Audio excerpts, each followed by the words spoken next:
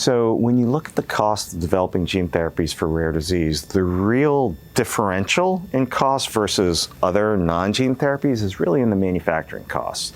It's a lot more involved than other types of therapies.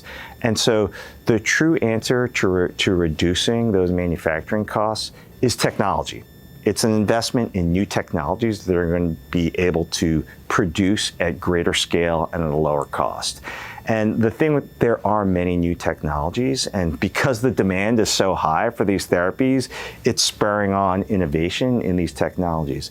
Because of the long lead time, you need to invest early in the most efficient technology, and that's what we've done at Aruvant, is we're investing now in the most efficient technologies of the future because of the long lead time.